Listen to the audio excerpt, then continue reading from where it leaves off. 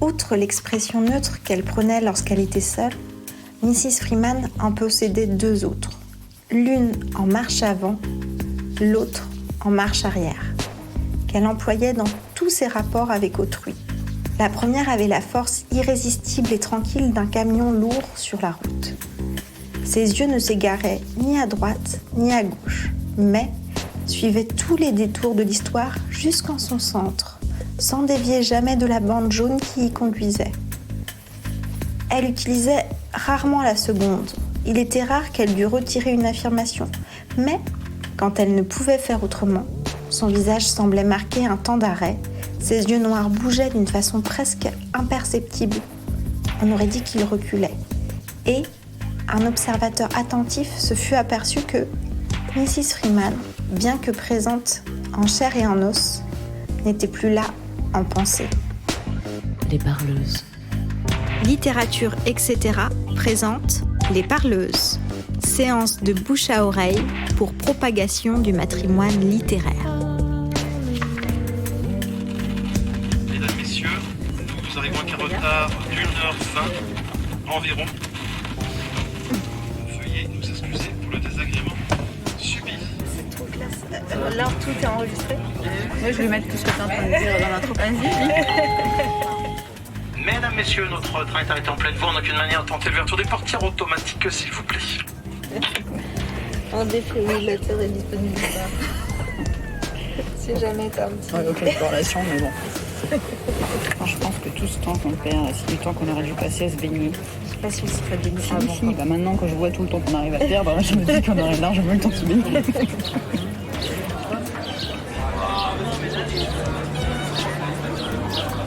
Nous sommes... Ça va là? Encore?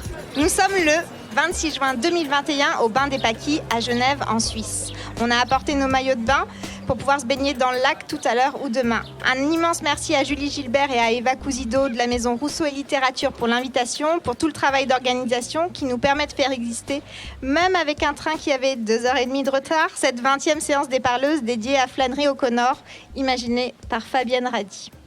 La première fois que, en furetant dans les rayons de la librairie du Centre culturel suisse à Paris, je rencontre les textes de Fabienne Radi, c'est grâce à son 6e livre, Au lit, etc., qui contient des essais, des fictions, des poèmes et une lettre d'aveu. Le tout publié comme Émail Diamant, son dernier livre en date chez Art et Fiction, une maison d'édition basée à Lausanne. Et c'est en plongeant dans son univers piquant et déjanté que je rencontre pour la première fois également, au-delà de son nom, Flannery O'Connor, grâce au texte Au lit, Flannery, et à la couverture du livre qui reprend une linogravure de l'autrice du sud des États-Unis.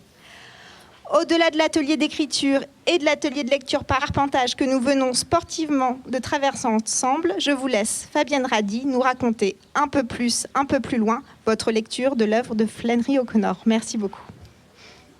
Merci.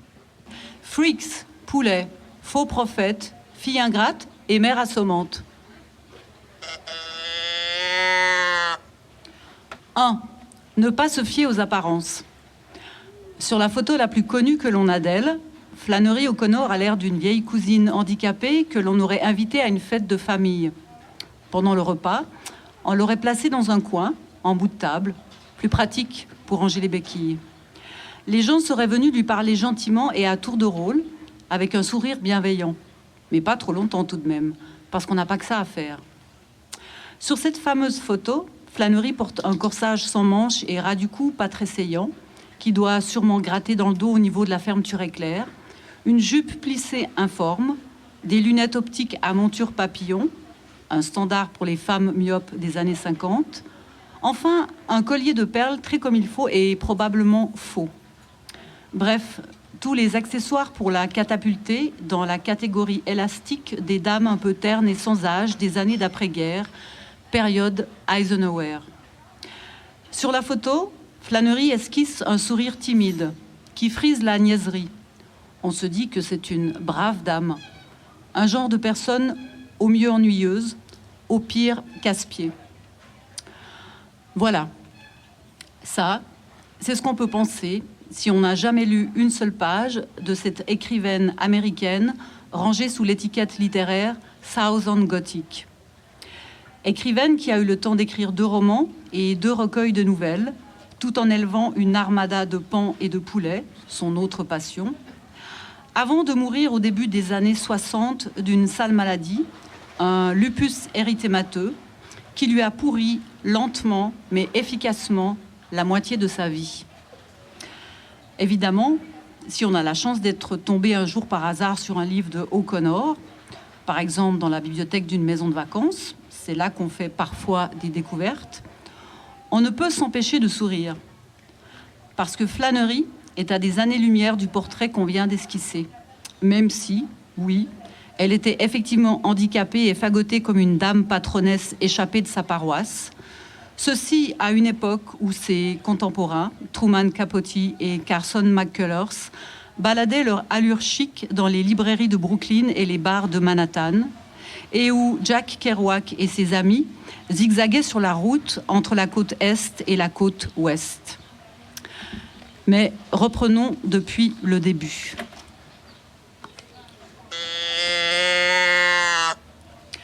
Deux. C'est quoi le Deep South? Mary Flannery O'Connor, née le 25 mars 1925 à Savannah, en Géorgie. Elle est la fille unique de Regina et Edward O'Connor. Ce sont des Américains de classe moyenne, descendants tous deux d'émigrés irlandais. Son père travaille comme agent immobilier, sa mère est femme au foyer. Ils font partie de la communauté catholique de Savannah. Les catholiques forment une religion minoritaire dans les États du Sud, où domine une nébuleuse d'églises protestantes très rigoristes. Les fidèles de ces églises lisent la Bible au premier degré, comme si c'était un livre de sciences naturelles et d'histoire, et prônent des théories comme le créationnisme. Pour ces fondamentalistes chrétiens, la Bible est un texte dicté directement par Dieu, qu'il faut prendre au pied de la lettre.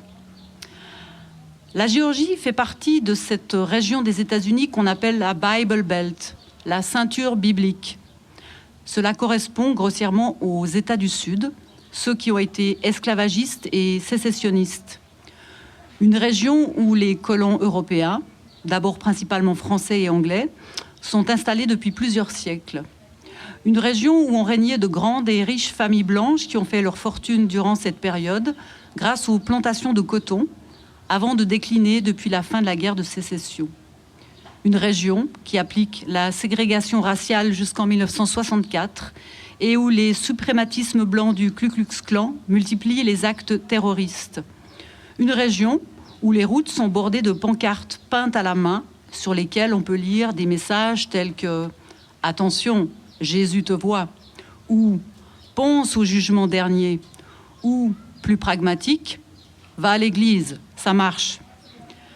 Dans cette région, les nouvelles églises poussent comme des champignons et les faux prophètes haranguent les foules en invoquant le Saint-Esprit avec une ardeur expressive.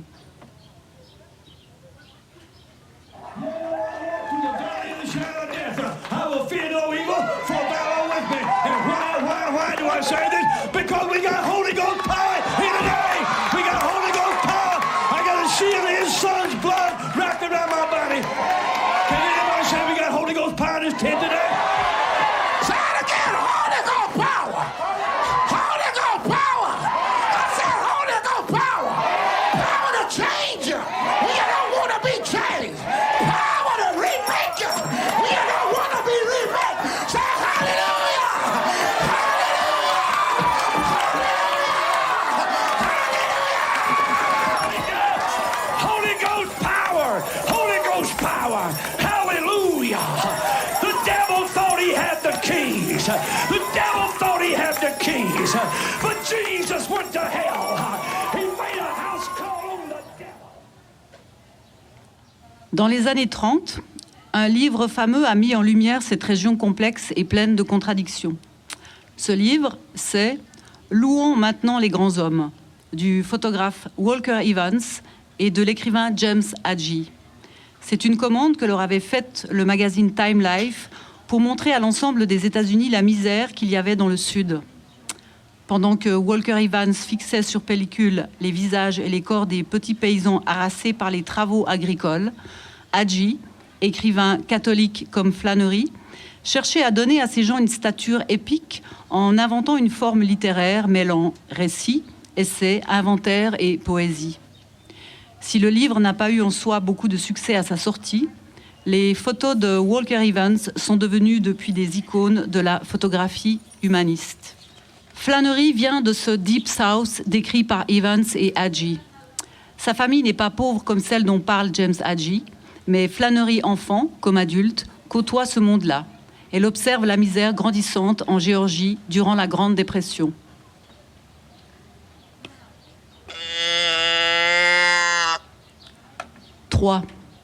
Ne pas arriver à être une sainte. Pour tenter de comprendre les mentalités de l'époque, une cousine de Flannery explique dans une interview. Dans les années 30, quand vous habitiez une petite ville du Deep South, vous pouviez mentir, vous pouviez voler, vous pouviez même tuer quelqu'un. Mais il y avait une chose que vous ne pouviez absolument pas faire. Vous ne pouviez pas ne pas aller à l'église. Petite, Flannery va régulièrement à la messe avec ses parents à la cathédrale Saint-Jean-Baptiste de Savannah. Elle croit en Dieu avec ferveur, mais possède déjà un esprit fantasque et se pose beaucoup de questions. Comme le personnage principal de la nouvelle intitulée « Les temples du Saint-Esprit ». Dans cette histoire, une petite fille de 10 ans observe avec fascination 2 adolescentes de 14 ans venues quelques jours en pension chez sa mère. Un soir, que les 2 adolescentes sont parties à la fête foraine avec des garçons, la petite, obligée de rester à la maison, entend l'orgue de Barbarie au loin et suit le faisceau lumineux du phare de la fête foraine dans le ciel. Elle imagine alors son destin. Jamais elle n'arriverait à être une sainte, mais elle se dit que si on la tuait assez vite, elle pourrait être une martyre. Elle voulait être fusillée, mais pas brûlée dans l'huile bouillante. Elle n'était pas sûre de pouvoir supporter d'être déchiquetée par des lions. Elle s'entraîna au martyre, se vit dans une vaste arène éclairée par les cages de feu des premiers chrétiens, d'où émanait une lumière dorée qui retombait comme une poussière sur les lions et sur elle. Le premier lion lui fonçait dessus et tombait à ses pieds, converti. Toute une série de lions en faisait autant. Les lions l'aimaient tellement qu'elle dormait avec eux. Finalement, les Romains devaient la brûler, mais à leur stupéfaction, elle n'arrivait pas à brûler. Et la trouvant si rebelle à la mort, il se résignait à lui trancher la tête d'un coup d'épée, et elle montait tout droit au ciel. Plusieurs fois, elle se répéta la scène. Arrivée aux portes du paradis, elle redescendait à ses lions, et tout recommençait.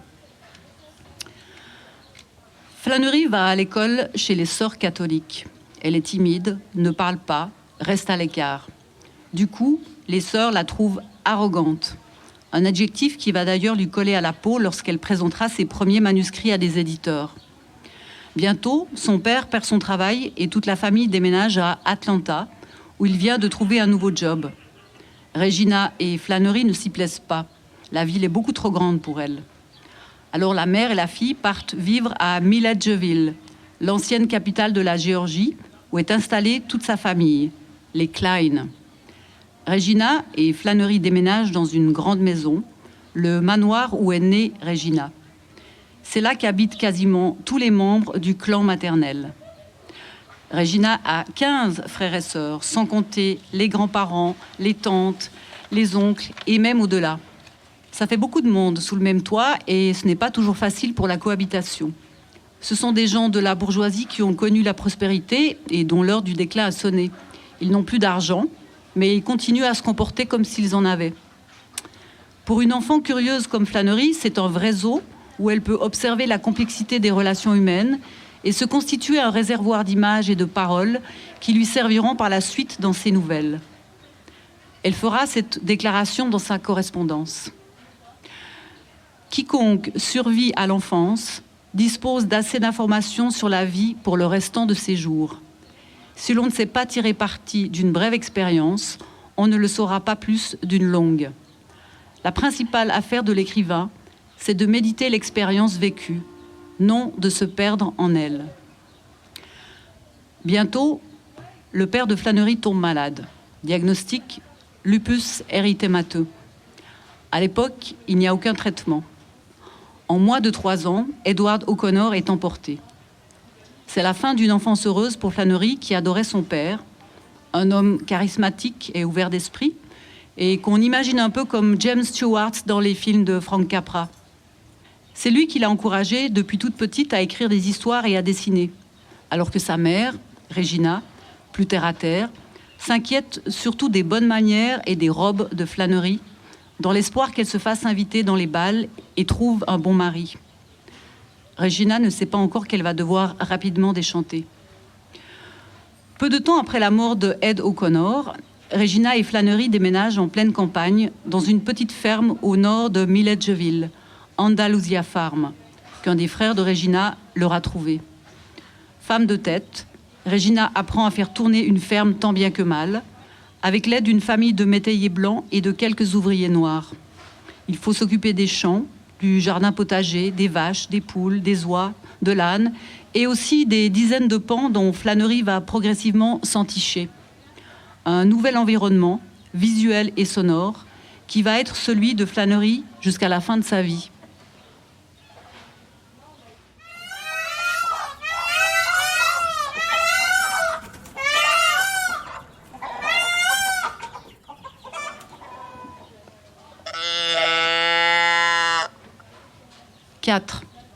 Slapstick et cartoons. Enfant déjà, Flannery développe un goût pour le slapstick. Ce terme, qui veut dire littéralement « coup de bâton », est utilisé pour désigner le cinéma burlesque des studios Keystone à partir des années 20. C'est un genre d'humour grotesque et extravagant qui implique une violence physique. Tarte à la crème, chute de cheval, déraillement de train, accident de voiture, bagarre, etc. Un genre d'humour pratiqué par Buster Keaton, Charlie Chaplin ou Harold Lloyd. Des gens qui sont autant des cascadeurs que des acteurs. Chez Flannery, ce goût pour le slapstick commence avec un poulet apprivoisé auquel elle apprend la marche à reculons. L'histoire fait le tour de Savannah et arrive aux oreilles des gens de Pathé News qui envoient alors un journaliste pour filmer Flannery et son poulet. Le petit film sera diffusé dans les cinémas de tout le pays. On y voit une Flannery sérieuse et très concentrée sur son animal. Avec le recul, elle racontera la chose ainsi. Quand j'avais 6 ans, j'avais une poule qui marchait à reculons et qui s'est retrouvée dans le Pathé News. On pouvait aussi m'y voir avec la poule. J'étais juste là pour l'assister et ça, ce fut le point culminant de ma vie. Depuis, tout le reste n'a été qu'une douche froide. À l'adolescence, lorsqu'elle sera au collège de Milledgeville, Flannery va développer ce type d'humour dans des dessins en linogravure qui seront publiés dans le journal du collège. Elle met en scène la vie des filles de son école, dessine des corps en pleine puberté qui bougent comme on bouge à cet âge-là, c'est-à-dire tantôt en s'avachissement sur des canapés avec un air exténué, tantôt en sautant comme des grenouilles qu'on viendrait d'électrifier. Ces adolescentes sont quelque part les grands-mères de l'Agrippine de Claire Bretécher, ou encore de l'héroïne de Marjane Satrapi dans Persépolis, quand celle-ci a soudain des seins, des fesses et un énorme pif qui lui pousse comme des excroissances télescopiques. Flannery écrit aussi des articles pour le journal de l'école. Elle pratique l'humour potache et aime se moquer des grands auteurs. Par exemple, elle reprend l'idée de la Madeleine de Marcel Proust comme déclencheur de souvenirs, mais transforme la Madeleine en sardine. En cela, elle s'inscrit déjà dans une certaine tradition d'écrivains humoristes américains, dont le plus connu est Mark Twain. Malgré le succès que rencontrent ses dessins au sein de l'école, Flannery ne fait pas partie des filles populaires. Ce n'est ni une leader, ni une suiveuse, plutôt une outsider.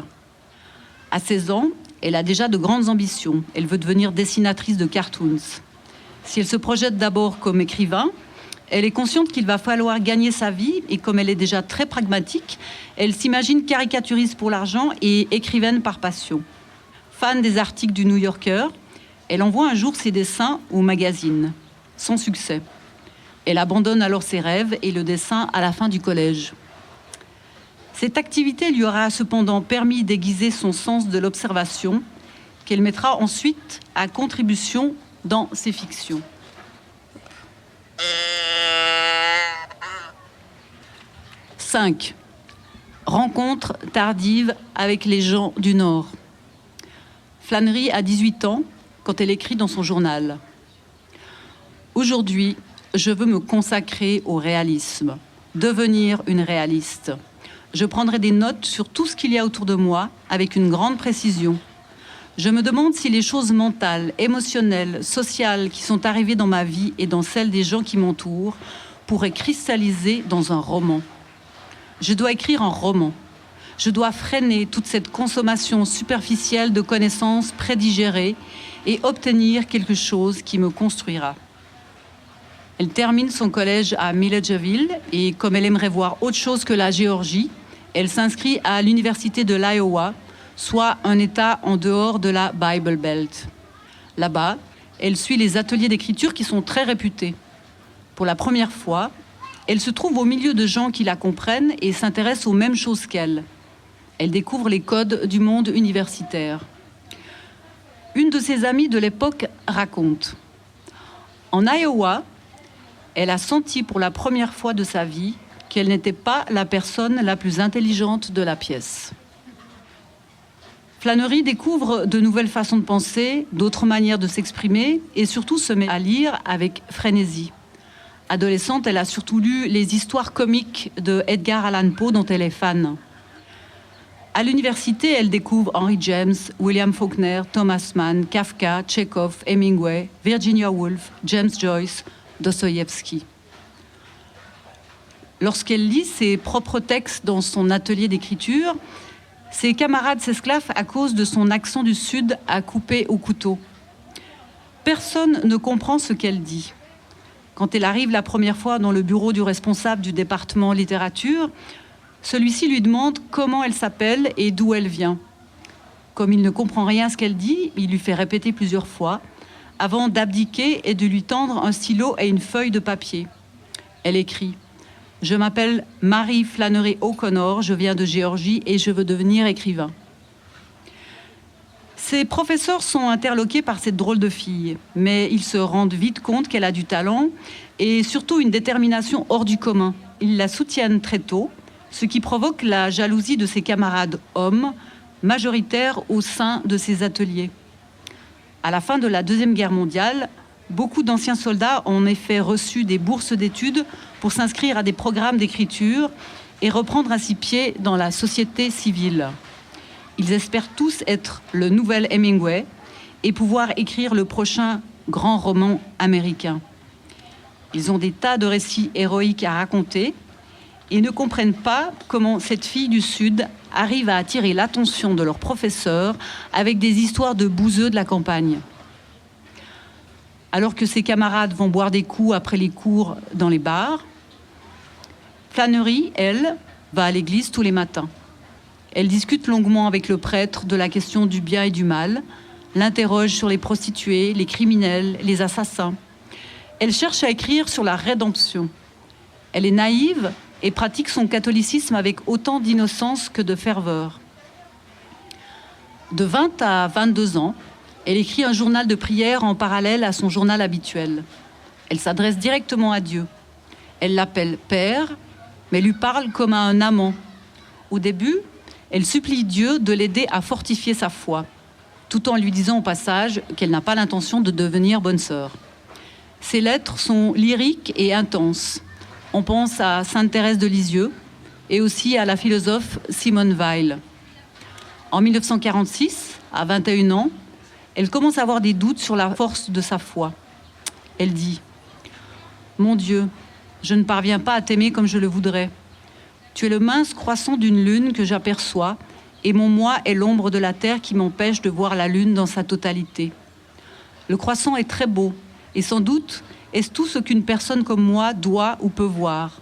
Mais ce dont j'ai peur, mon Dieu, c'est que l'ombre qu'est mon moi devienne si grande qu'elle finisse par obstruer toute la lune et que je juge de moi-même par l'ombre qui n'est rien. » Puis, les demandes deviennent plus pragmatiques.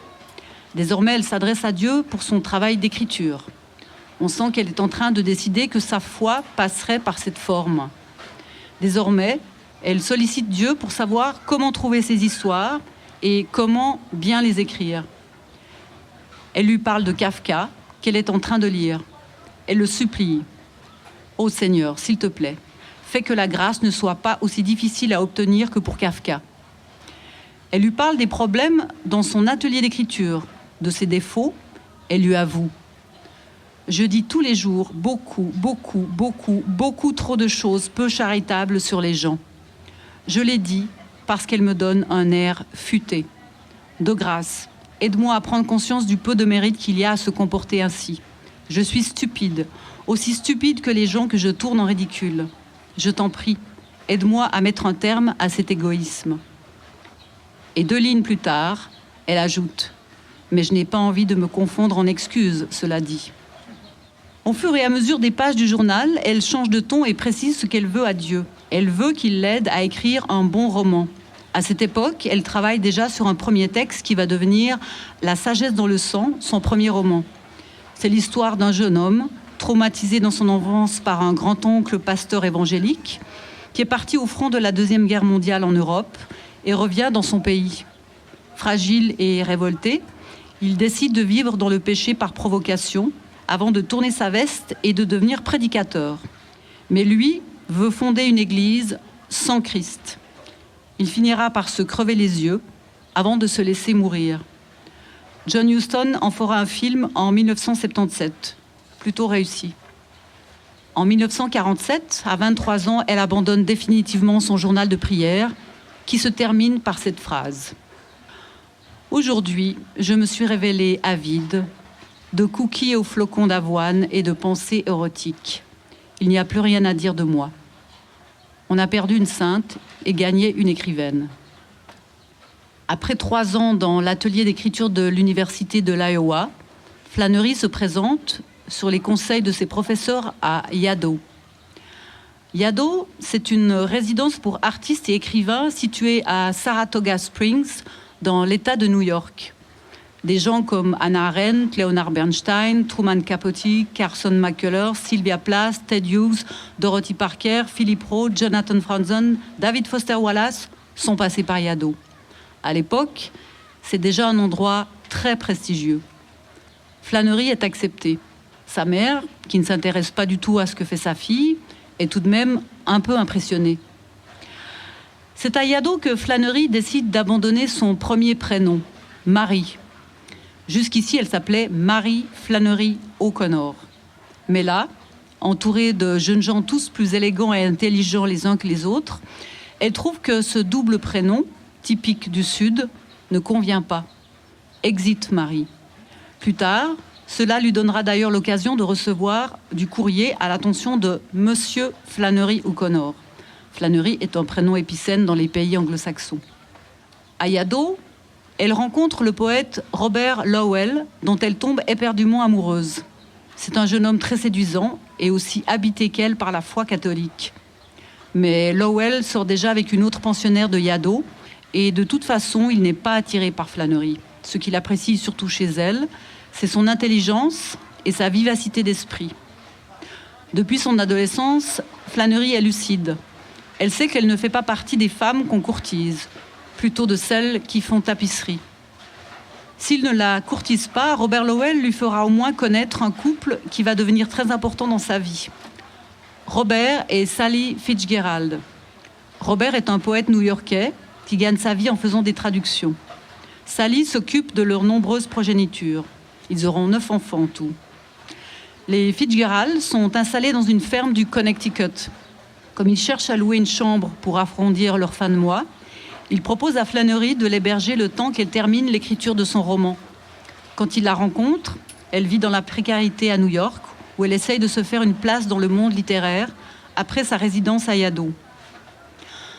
Voici un portrait de Sally brossé par Flannery dans une lettre à une de ses amies.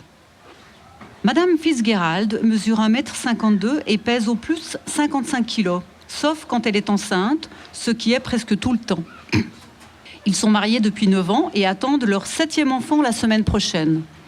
Elle dit qu'elle dodeline sur le plancher comme Moby Dick. Ils sont intensément catholiques et leur religion colore tout ce qu'ils font.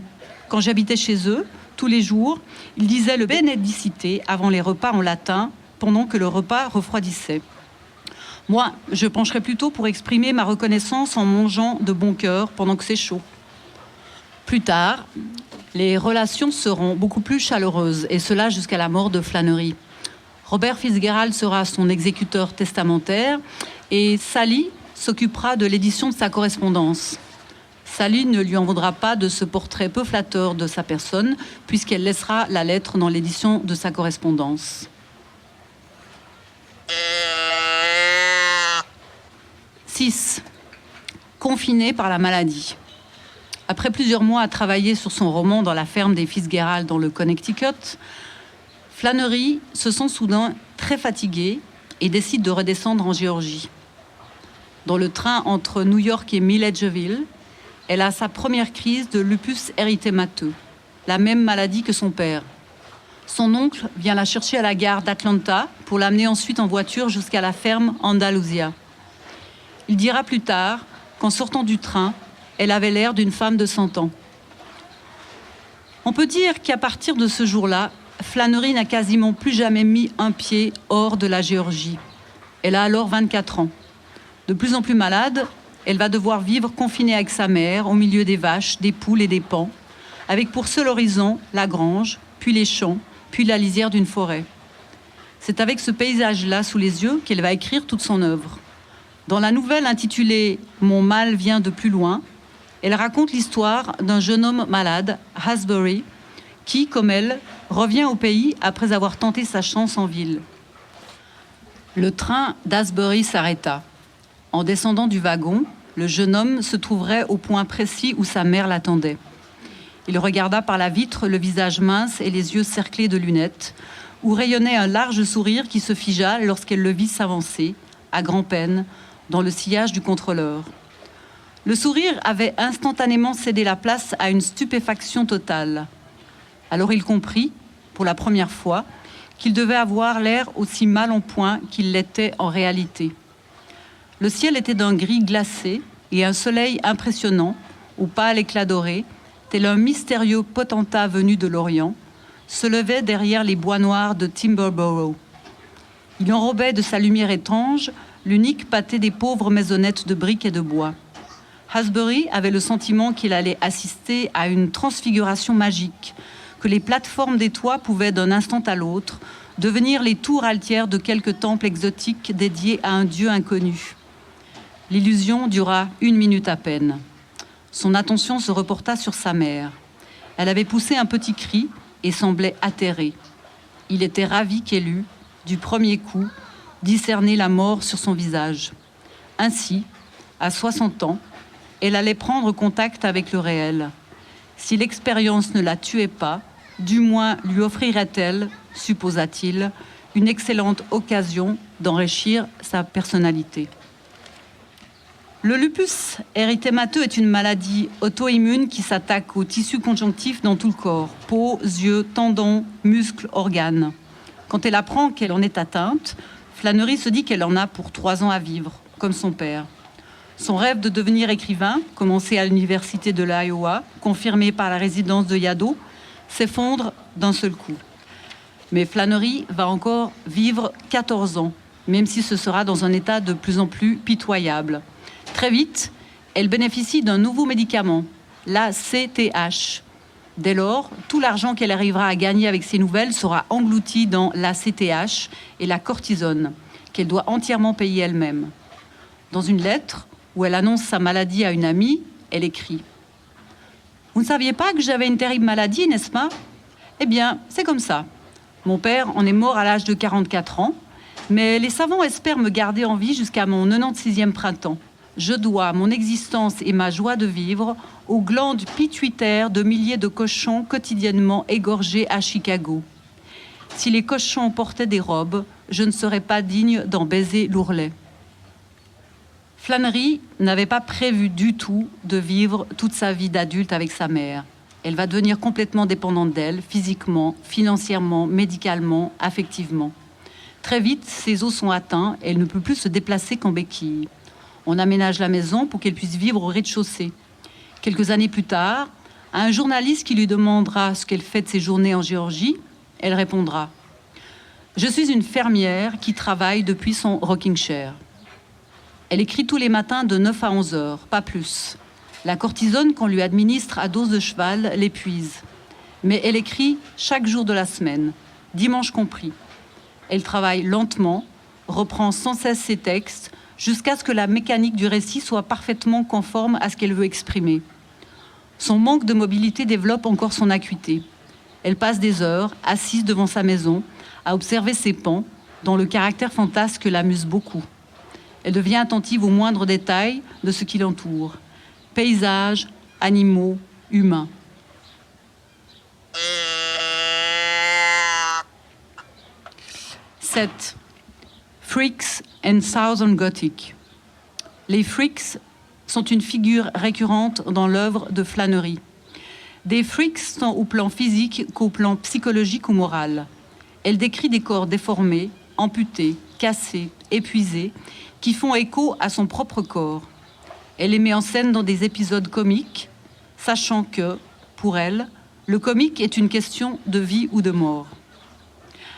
Gabrielle Rollin, qui sera la traductrice de sa correspondance, éditée après sa mort sous le titre « L'habitude d'être », a rencontré Flannery pour la première fois en 1958, soit 6 ans avant sa mort. Elle raconte « Sa maladie a eu pour effet effroyable de la transformer en demi-monstre.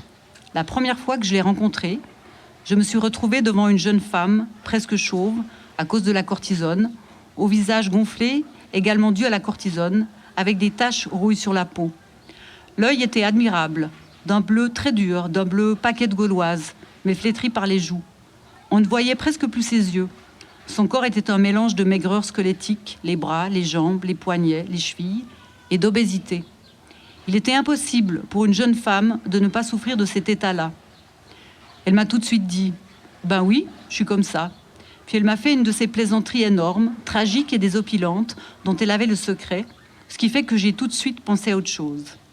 Elle arrivait très vite, à force d'énergie, de ténacité, de confiance en son génie et sa dimension mystique de confiance en Dieu, à vaincre l'angoisse que n'importe qui aurait, je pense, ressentie.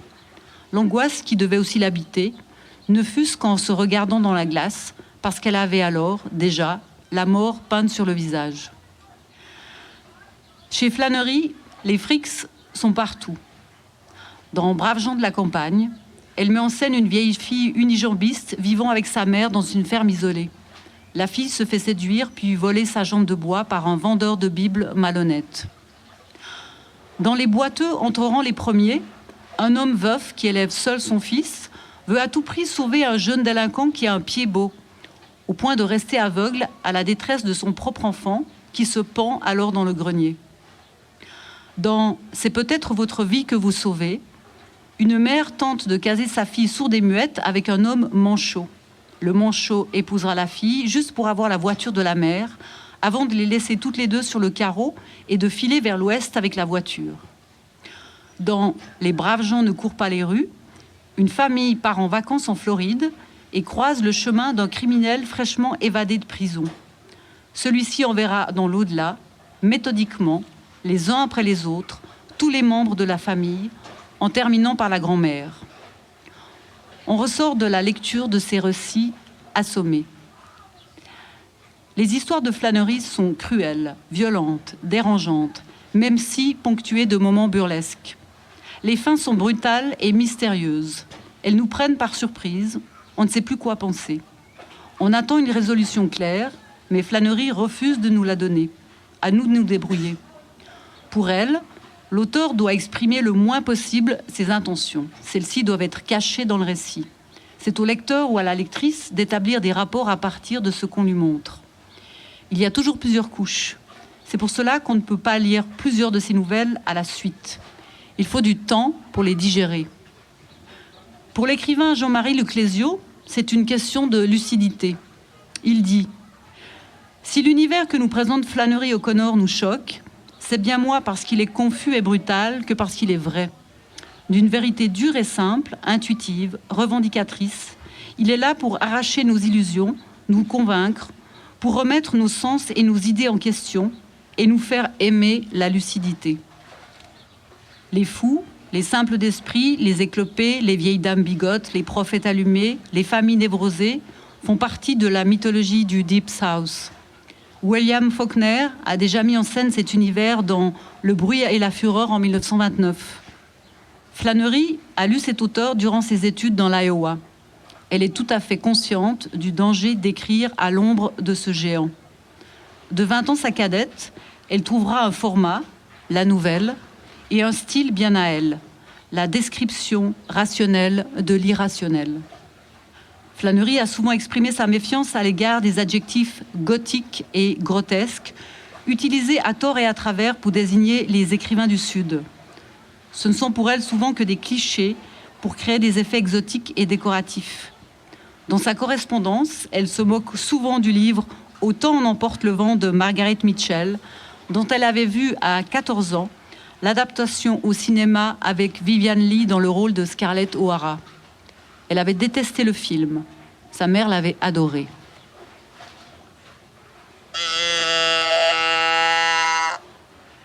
8. Mystère et manière. Si son premier roman, La sagesse dans le sang, ne reçoit que des critiques négatives, son premier recueil de nouvelles, lui, connaît un relatif succès. Mais c'est surtout le passage par la traduction française, grâce au fameux traducteur Maurice Edgar Coindreau, on y reviendra plus tard, qui va véritablement faire entrer Flannery dans le champ littéraire. Depuis le moment où elle est traduite en français chez Gallimard, on s'intéresse à elle sérieusement. Peu à l'aise dans les médias, elle sera obligée de faire quelques interviews et même une lecture d'une de ses nouvelles. À ce propos, elle écrit « L'enregistrement de mon interview doit être diffusé le 23 novembre à 19h30. C'est très mauvais. On me l'a fait entendre, en partie du moins, car je n'ai pas pu tout supporter. On dirait la voix d'une très vieille femme, le nez pris dans une pince à linge et ses dents reposant à côté d'elle dans une soucoupe. Dans le dialogue, ça s'arrange un peu. Je m'exprime comme une vraie fille de la Cambrousse. »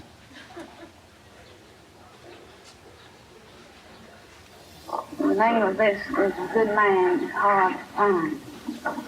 The grandmother didn't want to go to Florida.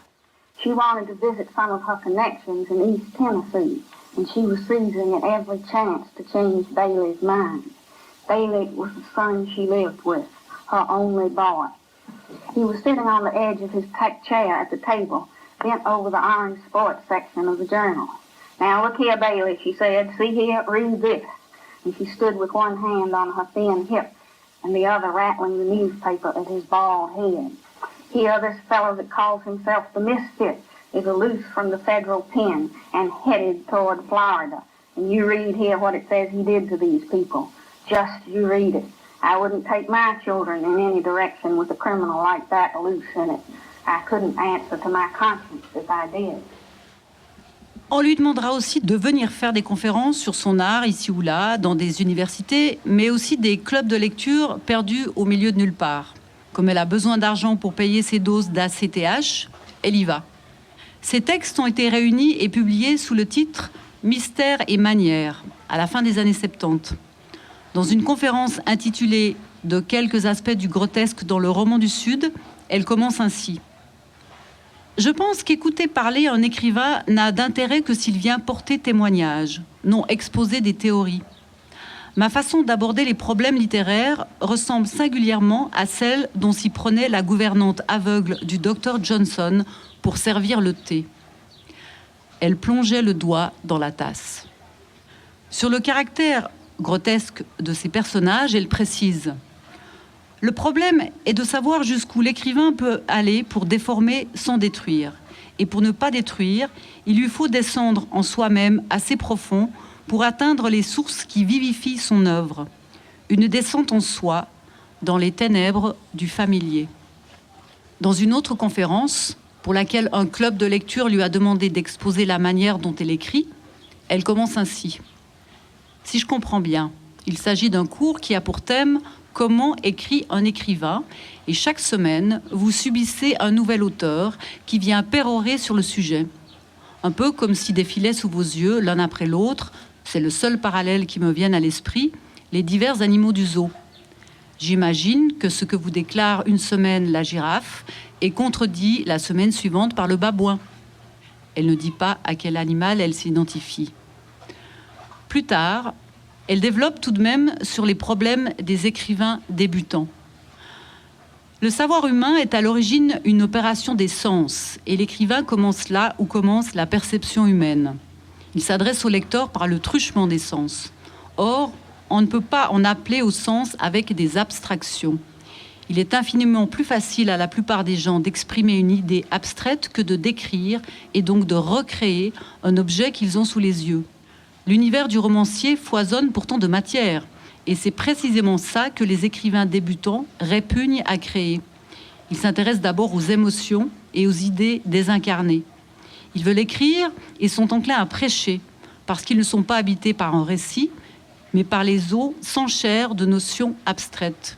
Ils sont hantés par des problèmes, non par des personnes, par des interrogations et des litiges, non par le tissu même de la vie, par des études de cas, tout ce qui peut avoir un impact sociologique, plutôt que les 1000 détails concrets de l'existence qui enracinent le mystère de notre situation sur Terre.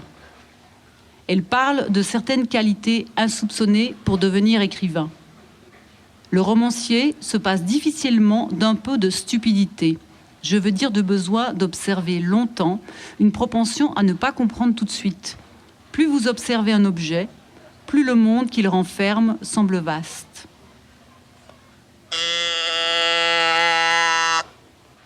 « 9. Un monde séparé. Du côté de sa mère, Flannery O'Connor vient d'une famille de la petite bourgeoisie blanche du Sud qui a perdu ses privilèges, avec tout ce que cela comporte comme tare et névrose. Nostalgie d'un monde perdu qu'on mythologise dans des récits à l'eau de rose, autant n'emporte le vent, mais surtout rapport complexe avec les anciens esclaves noirs devenus ouvriers agricoles, toujours tenus soigneusement à l'écart. Lorsqu'en 1964, en Géorgie, comme dans tous les autres États du Sud qui appliquent les lois ségrégationnistes Jim Crow, les Blancs vivent complètement séparés des Noirs. Les lignes de démarcation sont partout, dans les bus, les taxis, les stades, les restaurants, les salles d'attente, les toilettes, etc. La première fois que Flannery va à New York, elle est effrayée par un jeune noir qui s'assied à côté d'elle. Elle n'a jamais vécu ce genre de situation dans le Sud. C'est au travers de la correspondance avec son amie Mariat Lee, une jeune autrice de théâtre new-yorkaise, très engagée dans la cause intégrationniste, que l'on perçoit la position de Flannery sur cette question. Les deux femmes sont à l'opposé l'une de l'autre. Maria Lee vit à Greenwich Village. Elle parle ouvertement de sa bisexualité, milite activement pour les droits civiques. C'est une vraie intellectuelle new-yorkaise. Elle a rencontré Flannery grâce à son frère qui travaille à Milledgeville et a tout de suite été intriguée par la personnalité de cette écrivaine qui vit recluse avec sa mère dans la campagne. Mariat et Flannery sont rarement d'accord, mais s'adorent et s'écrivent tout le temps. Leurs lettres sont aussi passionnées que drôles. Flannery joue au rat des champs réactionnaires, Mariat fait le rat des villes révolutionnaires. Elles échangent principalement sur deux thèmes, le racisme et la religion. Flannery fait part à Mariat de ses doutes sur la vitesse des changements sociaux qui sont en train de se passer dans les années 50. Pour elle, l'intégrationnisme ne peut pas être simplement réglé par des lois, en particulier dans le Sud, où, selon elle, il faudra plus de temps pour que les Blancs et les Noirs puissent cohabiter paisiblement. Elle écrit à Mariat « Pour les gens du Nord, le problème racial sera résolu quand les Noirs jouiront de droits égaux. Mais pour le citoyen du Sud, qu'il soit blanc ou noir, ce ne sera qu'un début. Il restera à développer une manière de vivre au sein de laquelle les deux races pourront s'entendre. Voilà qui ne dépend ni d'une mesure légale, ni d'un comité. Noirs et blonds devront peiner pour y parvenir. » En 1959, Maria veut absolument organiser une rencontre entre James Baldwin et Flannery O'Connor. Elle pense qu'ils ont des tas de choses à se dire. Comme Flannery, Baldwin a été marqué par la religion dans laquelle il a baigné enfant. Il est même devenu un temps prêcheur, avant de rejeter complètement la religion. Mais Flannery refuse la proposition de Mariat en invoquant ses raisons. Non. Je ne veux pas voir James Baldwin en Géorgie. Ce genre de rencontre susciterait de l'agitation, des tensions, des divisions. À New York, ça me plairait, pas ici. Je respecte la tradition de la société qui me nourrit et ce n'est que justice. Autant espérer voir une mule voler que de me voir avec James Baldwin en Géorgie. D'autre part, et elle l'avouera dans une autre lettre, Flannery n'aime pas l'écriture de Baldwin. Elle trouve qu'il prêche et pontifie. À cet égard, il faut relever qu'elle a la dent très dure avec la plupart des écrivains de sa génération, Carson McCullers et Tennessee Williams en tête, qui, selon elle, jouent beaucoup trop sur les clichés du Sud. Parmi les personnalités noires médiatisées au tout début des années 60, plutôt que Baldwin ou Martin Luther King, elle préfère Cassius Clay et son franc-parler. Le boxeur est alors en train de se convertir à l'islam et de devenir Mohamed Ali. Flannery dira, avec un esprit provocateur, « Ce type est beaucoup trop bien pour les musulmans ». L'écrivain et critique littéraire afro-américain Hilton Hales a écrit au début des années 2000 un essai sur Flannery O'Connor pour le New Yorker. Essai que l'on peut trouver dans son livre « White Girls », où il analyse, dans un style brillant très personnel, des figures et des événements de la pop culture du XXe siècle, allant de Truman Capote à Michael Jackson, en passant par Jean-Michel Basquiat.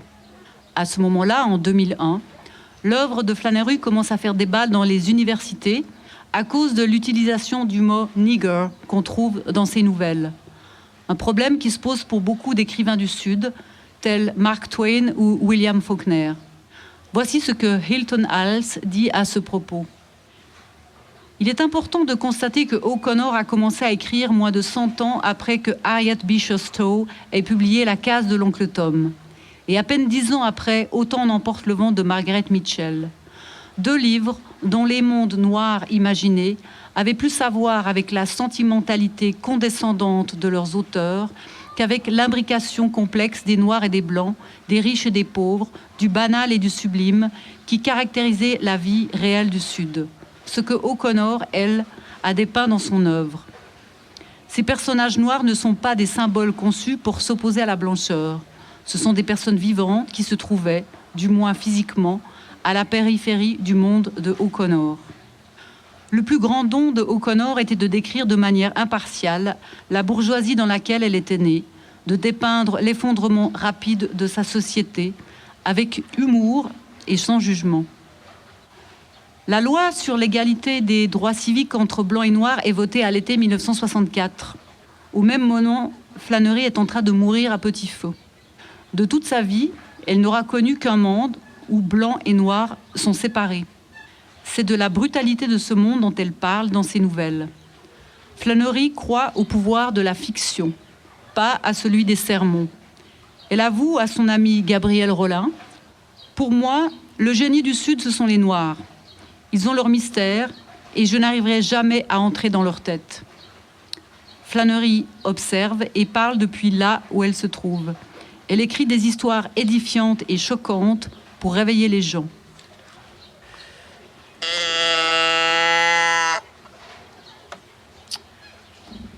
10. Fille ingrate et mère assommante. La mère de Flannery est devenue fermière malgré elle. Veuve très rapidement, elle a dû prendre les choses en main pour subvenir à ses besoins et à ceux de sa fille. Regina tient sa petite entreprise d'une main de fer. Elle gère les métayers et les ouvriers, s'occupe de la comptabilité, achète et vend des vaches, des porcs, se rend aux ventes aux enchères de bétail, où les commissaires-priseurs enchérissent le prix des génisses et des taureaux dans des compétitions vocales.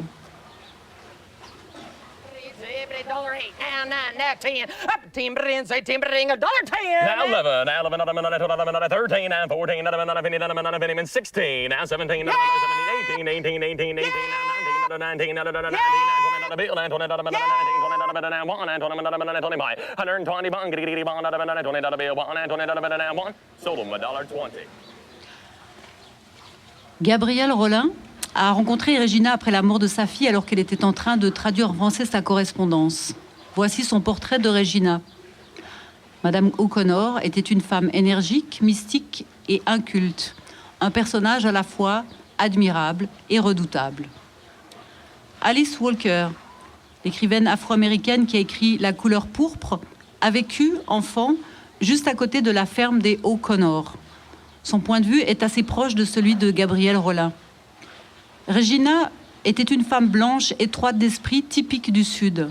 Flannery a compris, à un moment donné, qu'elle avait sous la main un vrai sujet d'étude et elle a examiné cette personnalité dans les moindres détails. Dans presque toutes les histoires de Flannery, il y a une femme qui ressemble étrangement à sa mère. Regina n'a jamais su qu'elle avait inspiré ce caractère récurrent dans l'œuvre de sa fille. Elle n'arrivait pas à lire ses livres. Ça lui tombait des mains. Elle aurait voulu que Flannery soit une belle du Sud, comme Scarlett O'Hara, virevoltant dans des robes d'organdi et se faisant courtiser par de jeunes gens sous les magnolias. Elle n'a jamais accepté que sa fille soit écrivaine, qui plus est, en racontant des histoires terrifiantes pleines de criminels et de monstres. Quand va-t-elle enfin écrire sur des gens bien ? Demandait Regina à l'éditeur de Flannery chaque fois qu'il venait leur rendre visite dans leur ferme en Géorgie. Elle se lamentait que sa fille, quitte à être écrivain, n'écrive pas au moins la suite de Autant en emporte le vent, ne serait-ce que pour gagner de l'argent. À propos de sa mère, Flannery écrit à une amie. « Au début de ma carrière, j'ai eu le sentiment que je creuserais la tombe de ma mère en écrivant comme je le faisais. Mais je n'ai pas tardé à découvrir que c'était vanité de ma part. Les mères sont beaucoup plus résistantes que nous ne le pensons. » Gabrielle Rollin a un jour demandé à Flannery comment elle faisait pour vivre avec une femme si assommante. Flannery lui a répondu « Je crois que c'est bon pour un écrivain. » De toute façon, elle n'avait pas le choix. Elle admirait autant l'énergie de sa mère qu'elle était exaspérée par son esprit. Elle était très consciente qu'elle n'aurait pas pu écrire si sa mère n'avait pas été là pour elle. Elle se trouvait dans une situation inextricable et, comme l'a pointé Alice Walker, elle avait décidé d'en faire quelque chose. « 11. Influence contemporaine. L'œuvre de Flannery O'Connor est restreinte. 2 romans, 3 recueils de nouvelles, des conférences et une correspondance. Le tout tient dans un volume quarto en français. Mais elle a une grande influence aux États-Unis. Dans le monde littéraire, Alice Walker, Toni Morrison, Alice Munro, Jonathan Franzen, Hinton Wells ont exprimé leur admiration pour la puissance de ces histoires et l'intelligence de leur construction. Raymond Carver a dit qu'il en avait plus appris en lisant les conférences de Flannery que dans n'importe quel atelier. Et de fait, l'art de la nouvelle est encore aujourd'hui une mine de réflexion pour quiconque veut écrire de la fiction. Dans le monde du cinéma, les frères Cohen avouent volontiers qu'ils ont été influencés par Flannery, en particulier dans Oh Brother. Mais on peut trouver ce même univers violent et loufoque dans Fargo comme dans The Big Lebowski. Comme elle, ils font du cinéma régionaliste, non pas dans un esprit de clocher, mais dans l'idée de se focaliser sur une région précise pour inscrire leur histoire. Les personnages interprétés par Frances McDormand ne sont d'ailleurs pas loin de ceux que l'on trouve chez Flannery. Plus récemment, la cinéaste américaine d'origine chinoise Chloé Zhao, qui vient de faire Nomadland, travaille aussi cette même veine régionaliste.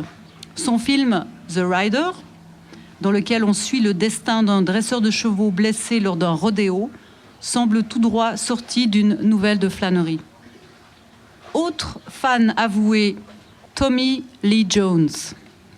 Avant de devenir une star de cinéma, l'acteur de Men in Black a été étudiant en littérature à Harvard et a écrit une thèse sur la mécanique du catholicisme chez Flannery O'Connor. Comme elle, Tommy Lee Jones vient du Deep South. Les 2 films qu'il a faits en tant que réalisateur, 3 enterrements et Homesman, sont tout à fait dans un esprit o'connorien. On retrouve également cette atmosphère particulière dans un film qui s'appelle Le Prédicateur, réalisé par un autre acteur, Robert Duvall, dont le personnage principal, prêcheur violent et illuminé, semble calqué sur celui de La sagesse dans le sang. En France, Flannery a eu un certain succès à la fin des années 50 grâce à Maurice Edgar Coindreau. Ce traducteur célèbre a fait découvrir toute une littérature américaine en traduisant Faulkner, Steinbeck, Hemingway, Dos Passos ou encore Truman Capote. Lorsqu'il est tombé sur A Good Man is Hard to Find, le titre original de Les braves gens ne courent pas les rues, il a immédiatement voulu rencontrer son auteur pour traduire ses nouvelles chez Gallimard. Et c'est grâce à cette reconnaissance en France, par le biais de Coindreau, que Flannery a changé de statut dans le monde littéraire. D'écrivaine pittoresque du Sud, elle est passée à la case grand écrivain. On a reconnu la singularité de son écriture, au-delà de l'univers qu'elle mettait en scène. Mais ensuite, son audience en France s'est assez réduite. 12. Hypothèse en guise de conclusion. J'aimerais maintenant émettre une hypothèse quant à une filiation contemporaine de Flannery O'Connor en France et dans les pays francophones. Il y a deux personnalités, l'une venant du théâtre, l'autre du cinéma, qui me semblent être en lien évident avec l'univers de O'Connor. La première, c'est la comédienne suisse Zouk, dont la carrière a été aussi brève que marquante. Comme Flannery, Zouk est arrivée à restituer la manière de parler, les gestes, le langage singulier de personnages ancrés dans une région, le Jura suisse, et à transformer tout cela en une forme qui puisse être perçue universellement. Chez les deux femmes, on retrouve les mêmes motifs. L'intérêt pour les fous, Zouk a passé par l'hôpital psychiatrique, Flannery habitait à côté de celui de la Géorgie. L'exploration détaillée de cette folie, l'influence de la religion et de ses dérives, la bigoterie, la bien-pensance, le qu'en dira-t-on, enfin et surtout, les personnages de mères abusives. Le tout dans un langage burlesque et cinglant. Comme chez Flannery, on rit souvent chez Zouk parce qu'on ne sait pas quoi faire d'autre. La seconde personnalité qui me semble être dans cette filiation vient du cinéma. Il s'agit de Bruno Dumont. Je ne sais pas si ce cinéaste a lu Flannery O'Connor une fois dans sa vie, mais là aussi, on retrouve des similitudes frappantes. Des personnages marginaux, souvent bornés, empêtrés dans leurs bêtises, à qui il arrive soudain un événement qui leur ouvre les yeux. La grâce qui vous tombe dessus de manière brutale, et la plupart du temps, trop tard. Dumont filme des personnages ancrés dans les paysages ruraux du nord de la France, sans les juger, en montrant, crûment et dans les moindres détails, leur quotidien. Récemment, Dumont a opté pour une direction burlesque avec la série intitulée Le Petit Quinquin, un burlesque qu'on trouvait déjà dans les deux films qu'il a réalisés sur la vie de Jeanne d'Arc à partir des écrits de Charles Péguy. De la même façon que Flannery, Dumont arrive à insérer du comique là où on ne s'y attend pas, avant de nous sidérer par des moments de grâce, comme dans cette scène où le chanteur Christophe, qui joue un moine mystérieux assistant au procès de Jeanne, relève son capuchon et se met à chanter au milieu de la cathédrale de Reims, alors qu'on vient d'assister juste avant à une scène absurde et loufoque entre deux prêtres. Bruno Dumont cite abondamment Robert Bresson comme influence, autre cinéaste habité par le religieux. Il y aurait certainement là aussi des parallèles intéressants à faire entre Bresson et O'Connor, catholiques et grands stylistes tous les deux, mais on n'a pas le temps. Lire Flannery O'Connor aujourd'hui nécessite une boîte à outils critique. Les usages et coutumes du monde qu'elle dépeint ont changé et méritent d'être contextualisés. Mais les questions qu'elle pose sont toujours d'actualité. Lire Flannery, c'est un peu comme participer à un match de boxe, écouter une messe de Bach et regarder un film de Jacques Tati. Alternativement, et parfois carrément les trois en même temps. Merci de votre écoute.